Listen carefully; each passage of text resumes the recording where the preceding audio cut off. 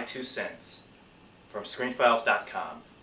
And what I want to talk about today is last week Warner Brothers began the promotion process for Justice League, which won't be out for, I believe, at least another year or two. But they're revving up early, trying to get fans on their side, especially considering the reception for Batman v Superman: Dawn of Justice.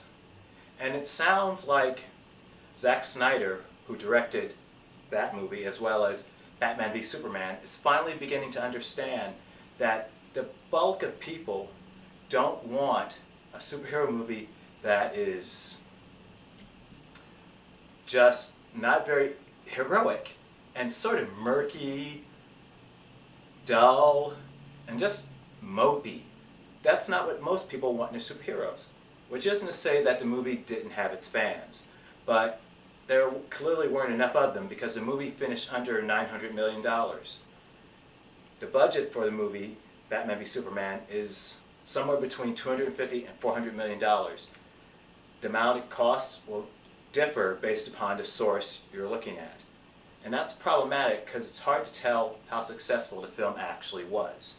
In any case, it seems like Warner Brothers is taking the feelings of the viewers to heart and are changing the movie, making it less dark, giving it a hint of optimism, of, dare I say, fun, which is what superhero movies should be.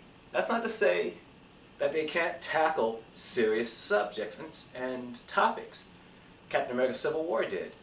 Captain America Winter Soldier did. Iron Man, the Iron Man movies, most of them tackle serious subjects. But the point is they don't take themselves quite so seriously in doing so. And it makes them enjoyable to watch. Batman v Superman, as well as Man of Steel, took itself way too seriously. It's a movie based on a comic book originally made for children. That's not to say that the interpretation of these characters hasn't changed through time and perhaps grown for a more adult audience. But nonetheless, the origins of these characters are with children. And DC Entertainment and Zack Snyder got so far away from that, I honestly think they lost what made these characters interesting in the first place.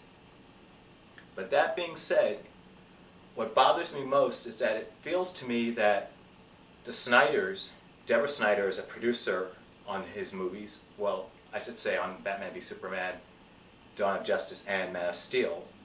It seems that they're taking away the wrong lessons from what happened with that movie.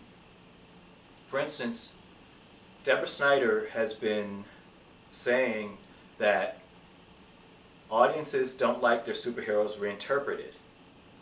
And so they're going to make Justice League in the vein of more traditional versions of these characters. And that's a good thing. But she is wrong. The problem is not that viewers don't want their characters reinterpreted. They want their characters to be whom they remember them to be. And there's a difference.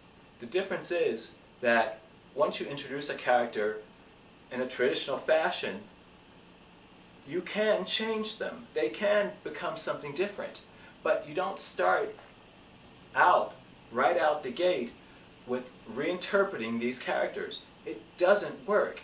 If Batman v Superman, and to a lesser extent Man of Steel, has shown us anything, it's that.